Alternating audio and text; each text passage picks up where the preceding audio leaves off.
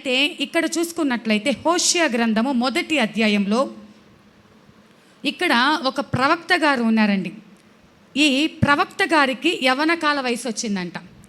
యవ్వనకాల వయసు వచ్చి మరి ఈ యవ్వన కాలంలో అందరూ చేసుకుంటున్నట్టుగానే ఈ యొక్క ప్రవక్త గారు కూడా తన వివాహం కోసం ప్రార్థన చేసుకుంటూ ఉన్నారంట. అయ్యా, నాకు ఒక మంచి ప్రవక్త ఏమని చేసుకుంటాడు? ప్రవక్తిని కావాలని ప్రార్థన చేసుకుంటాడు. ఒక సాఫ్ట్వేర్ అనుకుంటాడు, నాకు సాఫ్ట్వేర్ భార్య కావాలి అనుకుంటాడు. ఒక డాక్టర్ ఇంకొక డాక్టర్ రిలేటెడ్ భార్య వస్తే బాగుంటుంది అంటే వాళ్ళు ఏదైతే ఉన్నారో ఆ సిస్టంలో ఉన్నటువంటి వారు భార్యలుగా వస్తే అర్థం చేసుకుంటారని ఏ ఫీల్డ్ వాళ్ళు ఆ ఫీల్డ్ కలిగిన భార్యలను ఎంచుకుంటారు. అయితే ఇక్కడ ఒక ప్రవక్త, యవ్వన కాలంలో ఉన్న ప్రవక్త, తాను యవ్వనస్తుడు కాబట్టి తాను కోరుకోవచ్చు, అయ్యా నాకు ఒక మంచి ప్రార్థన పర్రాలు, నాకు ఒక సేవకురాలు, ఒక మంచి ప్రవక్తని నాకు భార్యగా వస్తే బాగుంటుందని ఆయన ఎదురు చూస్తూ దేవుని సన్నిధిలో ప్రార్థన చేసుకుంటూ ఉంటున్నాడు. అయితే ఆయనకు దేవుడు దర్శించి ఇలాగు సెలవిచ్చి ఉంటున్నాడు. 1వ అధ్యాయం 2వ వచనంలో చూసుకుంటే, మొదట యెహోవా హోషేయ ద్వారా ఈ మాట సెలవిచ్చును, జనులు యెహోవాను విసర్జించి బహుగా వ్యభిచరించి ఉన్నారు గనుక నీవు పోయి వ్యభిచారము చేయు స్త్రీని పెండ్లాడి వ్యభిచారము వల్ల పుట్టిన పిల్లలను తీసుకొనుము అని ఆయన హోషేయకు ఆజ్ఞ ఇచ్చెను. చాలండి, ఇక్కడ చూసుకుంటే ఈ ప్రవక్త యవ్వన కాలంలో ఉన్న ఈ ప్రవక్త పేరు ఏంటి అంటే హోషేయ. చెప్పండి ఒకసారి. హోషేయ ప్రవక్తలలో ఒకరైనటువంటి ఈయన యవ్వన కాలంలో ఉన్నాడు. ఉండి ప్రార్థన చేసుకుంటూ ఉంటే దేవుడు ఏమని సెలవిచ్చాడు? నువ్వు వెళ్ళి ఈ ఇశ్రాయేలు ప్రజలు విరోధంగా పాపం చేస్తున్నారు, నీవు వెళ్ళి వ్యభిచారం చేసే స్త్రీని పెండ్లి చేసుకో అన్నాడు. వ్యభిచారం చేసే స్త్రీని పెండ్లి చేసుకోమంటే ఇక్కడ మీరు అర్థం చేసుకోండి, ఎవరైనా సపోజ్ మన ఇంట్లో ఎవరైనా ఉన్నారు, పెళ్ళిడికి వచ్చిన మన పిల్లలు కావచ్చు, చెల్లెళ్ళు కావచ్చు, తమ్ముళ్ళు కావచ్చు, దేవుని దగ్గర ప్రార్థన చేసుకుంటున్నాం, మాకు మంచి ఇసాకు లాంటి కుమారుడు కావాలి ఇంటికి, లేకపోతే మంచి రిబ్కమ్మ లాంటి కుమార్తె కావాలి, గుణవంతురాలు కావాలి, ఇలా ప్రార్థన చేసుకుంటూ ఉంటాం. ఇలా ప్రార్థన చేసుకుంటూ ఉన్నప్పుడు ఒకవేళ దేవుడు నువ్వు వెళ్ళి ఒక అమ్మాయిని చేసుకో అంటే ఆ అమ్మాయి 6 తరాలు అటు ఇటు, తల్లిదండ్రులు మంచోళ్ళైనా, వాళ్ళ ఇంట్లో ఎవరైనా బ్యాడ్ క్యారెక్టర్ కలిగిన వాళ్ళు ఎవరైనా ఉన్నారా, ఆ అమ్మాయి బయట ఏమైనా చెడ్డ పేరు ఏమైనా వచ్చిందా, ఆ అమ్మాయి ఎలా చదువుకుంది, ఆ అమ్మాయి ఎలా నడుచుకుందని ఆ అమ్మాయి గురించి ఎంక్వైరీ చేసి ఆ అమ్మాయి మంచిది అంటేనే మనము మన పిల్లోడికి చేసుకుంటాం. అవునంటారా కాదంటారా? కదా, అలా చేసుకుంటాం. కానీ ఇక్కడ చూస్తే డైరెక్ట్గా దేవుడు ఏమని చెప్తున్నాడంటే, నీవు వెళ్ళి వ్యభిచారము చేసే స్త్రీని పెండ్లి చేసుకో అని చెప్తున్నాడు. ఆ మాట విన్నటువంటి మనకు ఏంటి దేవుడు ఇలా చెప్తున్నాడేంటి? ఇలా ఎవరైనా వెళ్ళి పెళ్లి చేసుకొచ్చుకుంటారా? దేవుడికి అసలు ఏంటి జ్ఞానం ఉందా? ఆయన తెలిసి మాట్లాడుతున్నాడా? మా మీద ఏమైనా కక్ష కట్టాడా? నా మీద ఏమైనా కోపమా? దేవుడు ఎందుకు ఇలాగా చెప్తున్నాడంటే దానికి ఒక కారణం ఉంది. అయితే మనలాగా ఆలోచించలేదు హోషేయ ప్రవక్త. ఆలోచించకుండా దేవుడు మాటకు లోబడ్డాడు. ఇప్పుడు ఆయన వ్యభిచారము చేసే స్త్రీని పెళ్లి చేసుకోవాలంటే ఇప్పుడు వ్యభిచారము చేసే ఆ ఏరియా లేకపోతే ఆ ప్రాంతం అంతా ఒక పక్కన ఉంటుంది. ఇప్పుడు ఆ ప్రాంతానికి వెళ్ళాలి. ఇక్కడ హోషేయ చూస్తేనేమో పరిశుద్ధుడు, దేవుని మీద భయభక్తులు కలిగిన వాడు, ప్రవక్త, ఎప్పుడు కూడా పాపము చేయనివాడు, పాపపు తలంపులు రానివాడు, అలాంటి పరిశుద్ధుడు దేవుడు చెప్పిన మాట కోసమని ఆ ప్రాంతానికి వెళ్తున్నాడు. అక్కడంతా యవనస్తులంతా ఎలాగో చూపులు వేరుగా ఉన్నాయి, వాళ్ళ తలంపులు వేరేగా ఉన్నాయి, వాళ్ళ ఆలోచనలు వేరుగా ఉన్నాయి. ఆ ప్రాంతానికి వెళ్ళటానికి హోషేయకి మనసు ఒప్పట్ల. కానీ దేవుడు చెప్పాడని, దేవుడు మాట కోసమని ఆ ప్రాంతానికి వెళ్తున్నాడండి. చూద్దాం 3వ వచనం. కాబట్టి అతడు పోయి దిబ్లాయిము కుమార్తె అయిన గోమెరును పెండ్లి చేసుకొనెను. ఆ ప్రాంతానికి వెళ్ళండి, ఎక్కడ ఉంది మరి? వేశ్యను పెండ్లి చేసుకోమన్నాడు కదా, ఆమె ఎక్కడ ఉంది అని వెతికితే దిబ్లాయిము కుమార్తె అయిన గోమెరు, ఆమె పేరు ఏంటంటే గోమెరును పెండ్లి చేసుకొనెను. ఆమె మరి ఆయన ఇద్దరు కూడా ఆమె గర్భవతి అయ్యి అతనికొక కుమారుడి కనగా. నేను ఇక్కడ ఆగుదామండి. మనకు కావలసినటువంటి సత్యం ఏంటి అంటే, దేవుడు ఎన్నిక లేని, యోగ్యత లేని, మరి పాపంలో ఉన్నటువంటి ఆ స్త్రీని పెండ్లి చేసుకొని ఎడమొహం పెడమొహంగా ఉండటానికి వీల్లేదు. ఇద్దరు సంతోషంగా ఉండాలి. అందువలనే ఆమె ఒక కుమారుణ్ణి కనిందంట. ఇక్కడికి బాగానే ఉంది కదా. మరి పక్కన ఉన్నటువంటి 2వ అధ్యాయం గనక చూసుకుంటే 2వ అధ్యాయము 19-20 వచనాలు. 2వ అధ్యాయము 19. నీవు నిత్యము నాకుండునట్లుగా నేను నీతిని బట్టి తీర్పు తీర్చుట వలనను దయాదాక్షిణ్యములు చూపుట వలనను నిన్ను ప్రదానము చేసుకొందును. నీవు యెహోవాను ఎరుగునట్టు నేను నమ్మకమును బట్టి నిన్ను ప్రదానం చేసుకొందును. ఇక్కడ ఆమెను పెండ్లి చేసుకున్నాక ఆయన చెప్తున్నాడయ్యా, అమ్మ నీవు నిత్యము నాకుండునట్లుగా. ఇప్పటిదాకా నా విషయాలు మాట్లాడను, ఇవి నేను నా సొంతంగా చెప్తున్న మాటలు కాదండి, పరిశుద్ధ గ్రంథంలో ఉన్న మాటలు. అక్కడ ఉన్నటువంటి తన భర్త అయినటువంటి హోషేయ అంటున్నాడు, గతంలో నువ్వేవేవి చేశావో అవన్నీ కూడా నేను జ్ఞాపకం చేసుకున్నాను. ఇప్పుడు దేవుడు చెప్పాడు కాబట్టి నిన్ను నేను వివాహం చేసుకున్నాను. ఇప్పటి నుంచి నువ్వేం చేయాలంటే నీవు నిత్యము నాకుండునట్లు. నిత్యం అంటే ప్రతిరోజు నువ్వు నాకేం చేయాలి? నమ్మకంగా ఉండాలి, నాకే సొంతంగా ఉండాలి, నా హృదయంలో నీవు ఉండాలి, నీలో నేను ఉంటాను, మన ఇద్దరం మాత్రమే ఉండాలి. అందుకే నేను నిన్ను ప్రదానం చేసుకున్నాను, అందుకే నిన్ను పెళ్లి చేసుకున్నానమ్మా. జరిగిపోయినది వదిలిపెట్టేసి ఇంకా గతాన్ని తలచమాకు, దాన్ని నువ్వు గుర్తు చేసుకోమాకు. జరిగిపోయిందేదో జరిగిపోయింది, ఇక మీదట నువ్వు నాకు సొంతం, అలా నాకు నిబంధన చెయ్యి, నువ్వు నాతో అట్లా కట్టడ చేసుకో, నువ్వు నాకు నిబంధన చెయ్యి అని చెప్పేసి అక్కడ మాట్లాడి ఉంటున్నాడు. అయితే యెహోవాను ఎరుగునట్లు, నీవు యెహోవాను ఎరుగునట్లు నేను నమ్మకమును బట్టి నిన్ను ప్రదానం చేసుకుని. ఇప్పటికైనా దేవుడి గురించి నువ్వు తెలుసుకో, ఇప్పటికైనా దేవుడి గురించి తెలుసుకొని దేవుని దృష్టిలో మనం ఇద్దరం ఎలా ఉందాము? నమ్మకంగా ఉందాము అని వాళ్ళిద్దరూ భార్యాభర్తలు మాట్లాడుకున్నారు. ఇప్పుడు భార్యకు ఇదంతా చెప్పాడు. భార్య మాట వినిందో లేదో మనం ముందుకు చూద్దాం. ఇక్కడ ఇదంతా మాకెందుకండి, ఎప్పుడో కొన్ని వేల సంవత్సరాల క్రితం జరిగిపోయినది, ఆ స్టోరీ మాకెందుకు అంటే దేవుడు పరిశుద్ధ గ్రంథంలో వ్రాయించి ఇచ్చిన ప్రతి మాట మన మేలు కోసమే. ఇక్కడ దేవుడు చెప్తున్న సత్యం ఏంటంటారా, మనము కూడా వేశ్యల లాంటి జీవితం జీవించిన వారం. ఇంతకు ముందు మన హృదయములో మన దేవునికి కాకుండా మనం వేటినో మరి ఆరాధించిన వారం, దేవునికి వ్యతిరేకంగా పూజించిన వారం, లోకాన్ని ప్రేమించిన వారం, లోకాశలను ప్రేమించిన వారం. దేవుడు మనల్ని భూమి మీదకు తీసుకువచ్చింది ఎందుకంటే తనకు సొంతంగా ఉండాలని, తనకే సొంతంగా మనం మార్చబడాలని, మన హృదయాలలో ఆయనకు తప్ప వేరొకరికి ఎవరికి చోటు ఇవ్వకూడదని దేవుడు మనందరినీ కూడా కలగ చేసుకున్నాడు.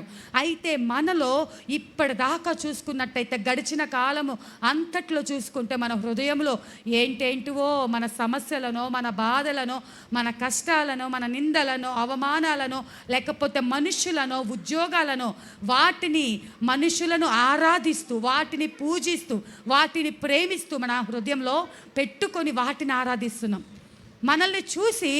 మనల్ని చూసినటువంటి దేవుడు అంటండి ఎంతగానో బాధపడుతున్నాడు. వీళ్ళేంటి నా కోసం నా రూపం ఇచ్చి నా జీవవాయువు వారికి ఊది నేలమట్టి తీసుకొని బొమ్మను చేసి ఆయన రూపంలోనికి మనకి కనులు, చెవులు, ముక్కు, హృదయం సమస్తమును ఆయన రూపంలోకి మార్చి ఆయన ఆత్మతో మనల్ని నింపితే ఆయనకు సొంతంగా ఉండాల్సినటువంటి మనము వేరొకరికి సొంతమైపోయాం, లోకానికి సొంతంగా మార్చబడ్డాం.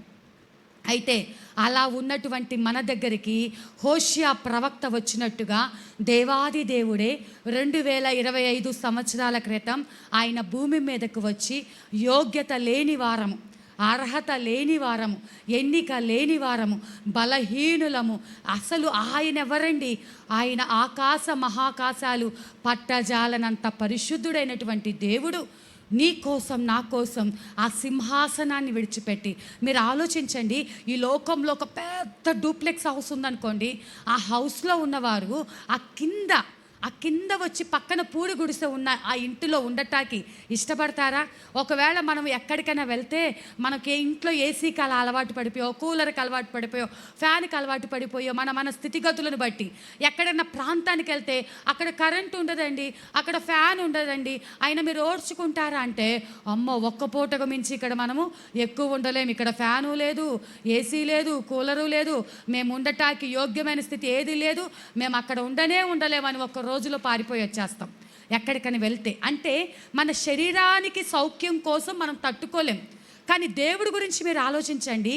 ఆయన అడుగు పెడితే బంగారపు వీధులు, ఆయన కూర్చున్న సింహాసనము రత్నములతో, వజ్రములతో, కెంపులతో, మాణిక్య మనులతో పొదిగించబడింది. ఎటు చూసినటువంటి బంగారపు మయము. ఆయనను స్తుతించేవారు కోట్ల కొలది దేవదూతలు. ఇక్కడ ఉన్నటువంటి మనం పట్టుమని పిల్లలతో కలిపితే మనం కొద్ది మందిగా ఉంటున్నాం కదండి. ఈ కొద్ది మంది ఆయన అంటున్నారు చూడండి, మీరందరూ ఒక పక్క నిలబడితే కోట్ల కొలది దేవదూతలు ఇంకొక పక్క నిలబడితే దేవుడికి ఎవరిష్టమో తెలుసా? ఆ కోట్ల కొలది దేవదూతల కంటే మీరంటేనే దేవుడికి ఇష్టమంట. హల్లెలూయా.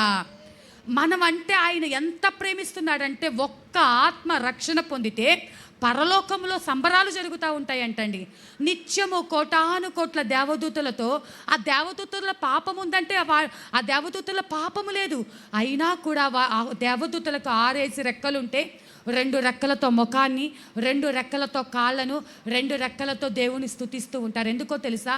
అయ్యా నువ్వు పరిశుద్ధుడైన దేవుడివయ్యా, నిన్ను చూడటానికి మాకు కనులు సరిపోవు, నిన్ను చూడటానికి మా కనులు సరిపోవు, మా శరీరం నీ ఎదుట కనపడటానికి వీల్లేదు, నీవు మాత్రమే మహిమ పొందదగిన వాడవని కేవలం స్తుతించడానికి మాత్రమే వారికున్న 2 రెక్కలు పైకెత్తుతాయి, మిగిలిన 4 రెక్కలు వారిని కప్పుకుంటాయంట.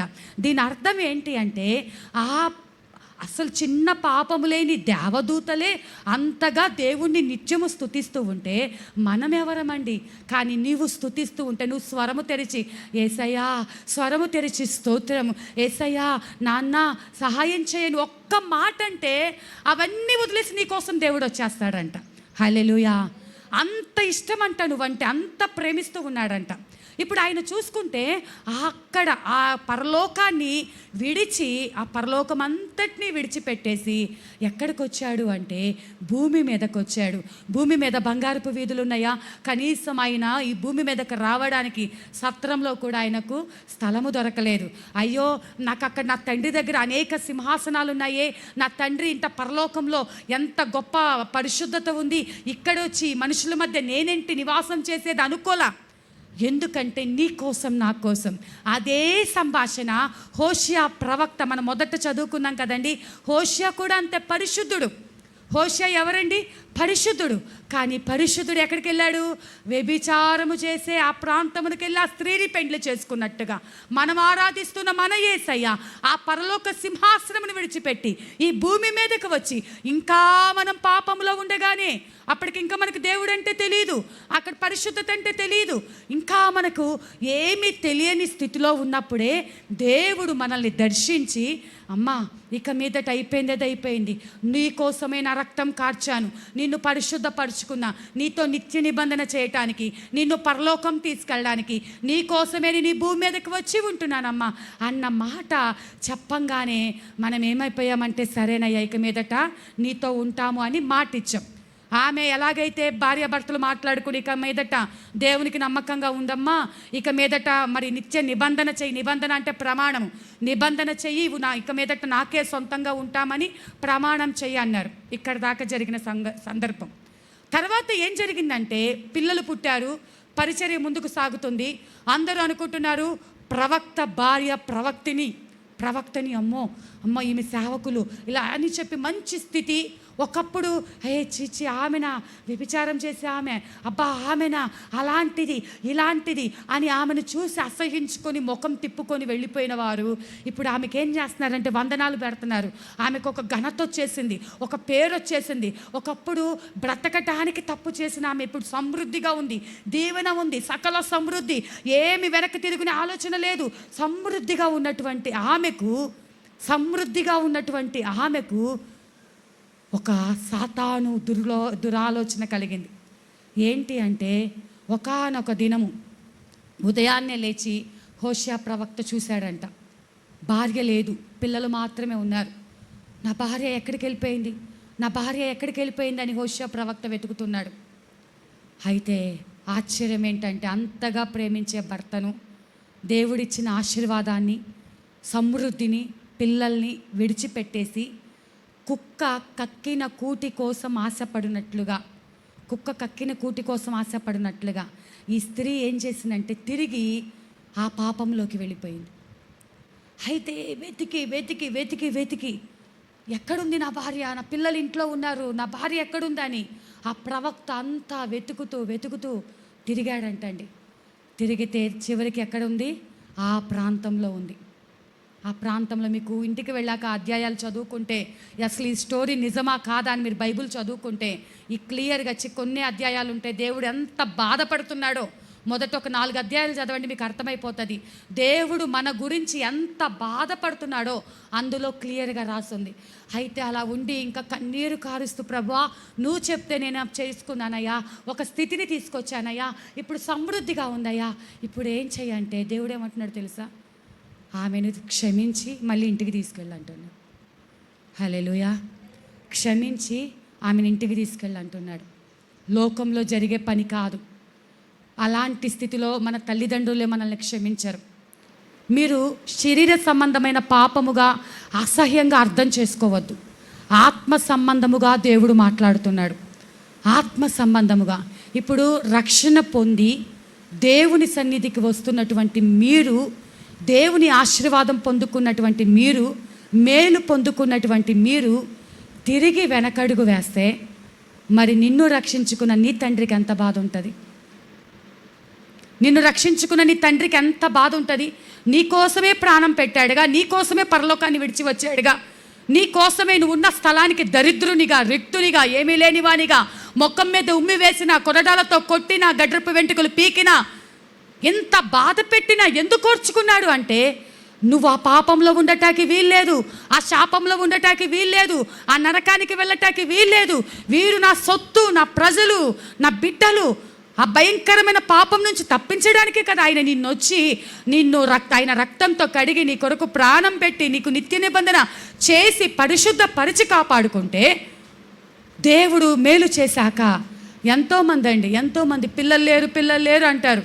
పిల్లల్ని ఇచ్చాక దేవుని మందిరానికి రావటం మానేస్తారు. వివాహం జరగలేదు అంటారు. వివాహం జరిగాక మందిరానికి మానేస్తారు. ఉద్యోగం వచ్చాక మందిరానికి పిల్లల్ని ఇచ్చాక ఏదో ఒక సాకు చెప్పి మందిరానికి మా మందిరానికి రాలేదంటే, పిల్లలు అలాగండి, పిల్లలు ఇలాగండి. కానీ ఇది ఉగ్రత దినము, జాగ్రత్త.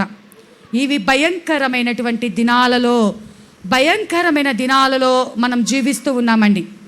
మనం ఏం చేయాలంటే, అసలు మన దేవుడు ఎవరు, మన కోసం ఎందుకు వచ్చాడు, మనల్ని ఎలా రక్షించుకున్నాడు. ఎంతోమంది తింటాకి తిండి లేక ఉద్యోగాలున్నా వచ్చిన నెల జీతము, నేను ఒక కుటుంబానికి ప్రార్థనకు వెళ్ళాను. ఆ అమ్మాయికి నెలకి 1,00,000 రూపాయల జీతం అంట. కానీ 96,000 వడ్డీలకు వెళ్ళిపోతుందంట. నెలకి 1,00,000 రూపాయల జీతము, పోనీలేమ్మ నీ జీతం బట్టి కుటుంబం గడుస్తుందంటే ఏం గడుస్తుందక్క, అట్లా అకౌంట్లో పడిపోతుంది. 96,000 రూపాయలు వడ్డీలు కడుతున్నా. 4,000 రూపాయలు తింటద్దే కూడా కట్టలేక మళ్ళీ ఎక్కడ అప్పు చేయాలో ఎదురు చూస్తున్నా. ఎంత సంపాదించి 10,000 సంపాదించే వాళ్ళకి అదే బాధ, 1,00,000 రూపాయలు సంపాదించే వాళ్ళకి అదే బాధ. నీకున్నది కొద్దిగా అయినా దేవుడు నిన్ను దీవిస్తే యెహోవా ఇచ్చు ఆశీర్వాదము ఐశ్వర్యం ఇస్తుంది. నీ కష్టార్జితాన్ని, ఆ 10,000నే దేవుడు నీకు ఆశీర్వాదకరంగా, వ్యర్థమైన వడ్డీలకు పోకుండా, రోగాలకు పోకుండా, నష్టపోకుండా ఆ డబ్బు నీకున్న కొద్దిగా నీకు ఆశీర్వాదంగా మార్చబడుతుంది. ఏ కష్టాలు లేకుండా మనశ్శాంతిగా ఒక ముద్ద తింటావు, మనశ్శాంతిగా భార్యాభర్తలు సమాధానంగా ఉంటారు, చక్కగా పిల్లలతో గడుపుతారు, దేవుని సన్నిధికి వస్తారు. అది దేవుని ఆశీర్వాదం కలిగిన ఇల్లు. కానీ ఎంత ఆస్తి ఉన్నా దేవుని సన్నిధికి రాకుండా, మనశ్శాంతి లేకుండా, భార్యాభర్తల మధ్య సమాధానం లేకుండా, కుటుంబ ప్రార్థన లేకుండా, కుటుంబంలో నెమ్మది లేకుండా ఏముండి ఏం లాభం? ఇందాక సిస్టర్ గారు నేను మాట్లాడుకుంటూ రోడ్డు మీద వస్తాదే అనుకున్నాం. ఏముండి ఏం లాభం? ఏది కూడా మన వెంట రాదమ్మా, ఏది కూడా మన వెంట రాదు.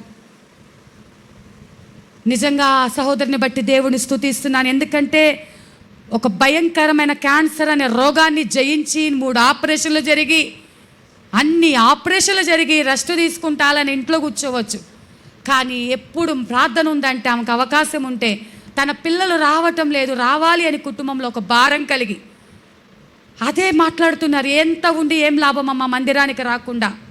ఆ భారము మనకు కావాలండి. మన ఉద్యోగం కానీ, మన సంపాదన, మన కులము, మన అధికారము, మన బంధువులు, మనకు కలిగినది ఏది రేపు ఉగ్రత దినమున మనల్ని కాపాడలేదు.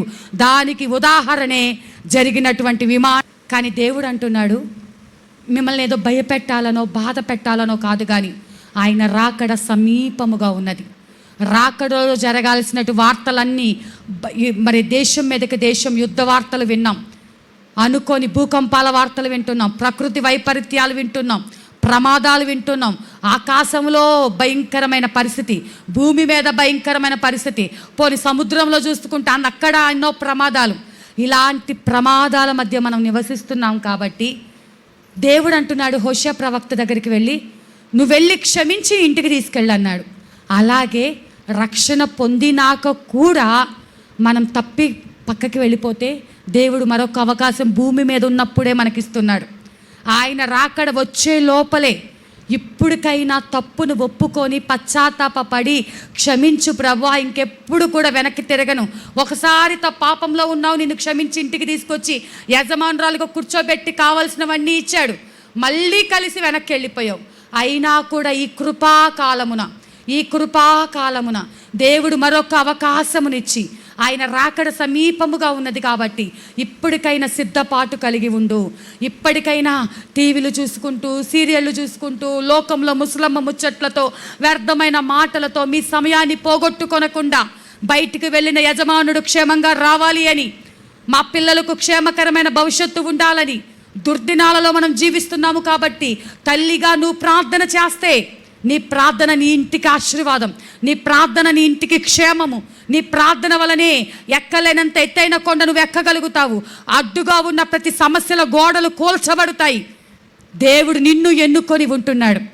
కాబట్టి ఈ యొక్క హోషేయ ప్రవక్త ఏ విధంగా అయితే మళ్ళీ వెళ్ళి దేవుడు మాటకు లోబడ్డాడో హోషేయతో అంటాడు. ఆ తర్వాత వచనాల్లో చూసుకుంటే, హోషేయ నువ్వు వెళ్ళి ఈమెను తెచ్చుకోవడానికి నువ్వు అంత బాధపడుతున్నావే, ఈ ఇశ్రాయేలు ప్రజలు మాటికి తప్పిపోతుంటే మరి నేనెంత బాధపడాలి? వీళ్ళు చేసే వ్యభిచారం ఎలాగుంది, వీళ్ళు మాట్లాడే మాటలు ఎలాగున్నాయి? ఒక్క మాట మీకు చూపిస్తాను. 4వ అధ్యాయంలో 10వ వచనం నుంచి చదువుతున్నాను, చూడండి అమ్మ. 4వ అధ్యాయం 10వ వచనం. వారు యెహోవాని లక్ష్య పెట్టుట మానిరి గనుక వారు భోజనం చేసినను తృప్తి పొందకయుందరు, వ్యభిచారం చేసినను అభివృద్ధి నొందకుందరు. వ్యభిచార క్రియలు చేయుట చేత, ద్రాక్షారసం పానము చేయుట చేతను, మద్యపానము చేయుట చేతను వారు మతి చెడిరి. నా జనులు తాము పెట్టుకుని కర్ర యొద్ద విచారణ చేయుదురు, తమ చేతి కర్ర వారిని సంగతిని తెలియచేయును. వ్యభిచార మనస్సు వారిని త్రోవ తప్పింపగా వారు తమ దేవుని విసర్జించి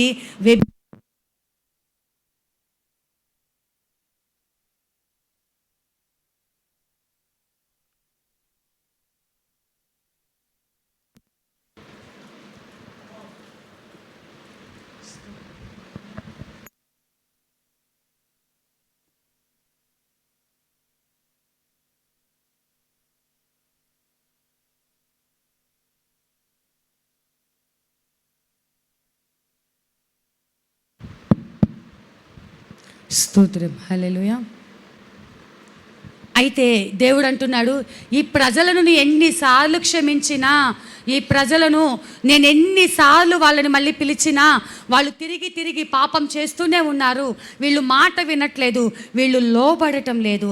అందుకే అంటాడు 6వ అధ్యాయంలో, మనం యెహోవా యొద్దకు మరులుదము రండి, ఆయన మనల్ని చీల్చివేశాను, ఆయనే మనల్ని స్వస్థపరచను, ఆయన మనల్ని కొట్టెను, ఆయనే మనల్ని బాగు చెయ్యను. ఏమంటా, ఇప్పటికైనా జరిగిందేదో జరిగిపోయింది, వచ్చిన కష్టాలు ఎలాగ వచ్చాయి, వచ్చిన వ్యాధులు ఎలాగ వచ్చాయి, ఇప్పటికైనా దేవుని దగ్గరకు వెళ్దాము రండి.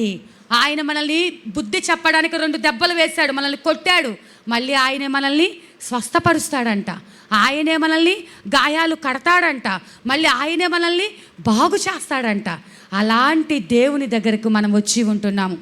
అయితే మీరేదో మరి మిస్టేక్ చేశారో అలా అని నేను చెప్పట్ల. దేవుడు ఈ ఉదయకాలం మనతో మాట్లాడుతున్నాడు.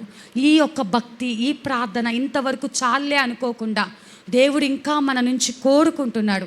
మనం ఆయనకు దగ్గరగా ఉండాలని, ఆయనకే సొత్తుగా ఉండాలని. నువ్వు హృదయపూర్వకంగా మనసు మీద చేపెట్టి, ప్రభువా నీకంటే ఎక్కువగా నేను దేనిని ప్రేమించట్లేదు అని చెప్పగలమా?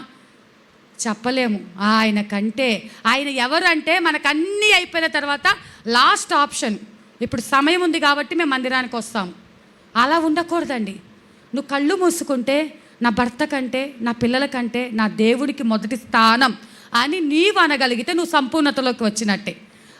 రాలేదు అనుకోలేకపోతున్నావా? అయితే నువ్వు ప్రాధేయపడు, ప్రభువా నాకు అలాంటి భక్తి ఇవ్వయ్యా, నాలాంటి ప్రార్థన ఇవ్వు. ఎందుకంటే నువ్వు అలా ప్రార్థన చేయగలిగితే నీకు కలిగినటువంటి నీ కుటుంబాన్ని కాపాడే బాధ్యత ఆయన తీసుకుంటాడు. నువ్వు ప్రేమించినంత మాత్రం నీ భర్తను కాపాడుకుంటావా? నీ పిల్లల్ని కాపాడుకుంటావా? నీకు వచ్చే సమస్యలను కాపాడుకుంటావా? నీ పిల్లల మనసు మార్చగలవా? నీ వల్ల ఏది చేత కాదు. కానీ అలా నువ్వు, నీ పిల్లలు దీవించబడాలి, నీ భర్త దీవించబడాలి, నీ చేతి పనులు దీవించబడాలి, నీ రోగాలు పోవాలి, నీ కష్టాలు పోవాలంటే ఇప్పుడైనా ఆయన దగ్గరకు మరలుదము రండి. ఆయనే మనల్ని కొట్టాడు, ఆయనే గాయపరిచాడు, ఆయనే స్వస్థపరుస్తాడు, ఆయనే బాగు చేస్తాడు. ఆయన ఏమైనా చేయగలిగిన శక్తిమంతుడని నువ్వు నమ్మాలి. హల్లెలూయా. అలా నమ్మినట్లయితే నీకున్నది, నేనైతే ఈ పరిశుద్ధ స్థలంలో నిలబడి ధైర్యంగా చెప్పగలను. అలా నువ్వు నిలబడిన రోజున నీకేదైనా సమస్య వచ్చి ఆ సమస్య తీరలేదని నన్ను వచ్చి అడగండి. అక్క నువ్వు ఇలా చెప్పావు, మేము దేవుడి మీదే ఆధారపడ్డామక్క, కానీ మాకు కార్యం చెయ్యలేదు దేవుడు అని ఒక్క మాట మీరు నాకు వచ్చి చెప్పగలిగేటువంటి ధైర్యం మీకుందా? ఖచ్చితంగా చెప్పలేరు. ఎందుకంటే అలా ఉన్న రోజున దేవుడు మీకు ఏది కొదువ చేయడు. పాపంలో ఉన్నవారిని సమస్త భారం మోయిచున్న సమస్త జనుల, ప్రయాసపడి భారం మోయిచున్న సమస్త జనులారా నా యొద్దకు రండి, మీకు విశ్రాంతినిస్తానంటే మీరు దేవుని దగ్గరకు వచ్చి ఆయన తప్ప వేరొక దిక్కు లేదంటే ఆయన మిమ్మల్ని విడిచిపెడతాడా? ఖచ్చితంగా విడిచిపెట్టాడు. కాబట్టి దేవుడు మనల్ని ప్రేమిస్తున్నాడు. ఇశ్రాయేలు ప్రజలు మాటి మాటికి ఆ తర్వాత ఇంత చెప్పినా కూడా మళ్ళీ తొలగిపోతారు. మనలో చాలామంది క్రైస్తవులు ఇలాగే ఎన్ని వాక్యాలు వింటున్నా, ఎంత మందిరానికి వస్తున్నా వాళ్ళల్లో మార్పు లేకుండా, మరి వాళ్ళ స్వభావము మారకుండా ఇంకా తప్పు చేస్తూనే ఉన్నారు. అలాంటి వారందరితో దేవుడు మాట్లాడే యొక్క లైవ్ ద్వారా మరి దేవుడు మాట్లాడేటువంటి మాట ఏంటి అంటే, ఇప్పటికైనా మీ పాపమును విడిచిపెట్టి దేవుని సన్నిధికి రండి. దేవుడు మిమ్మల్ని బాగు చేస్తాడు, దేవుడు మిమ్మల్ని ఆశీర్వదిస్తాడు.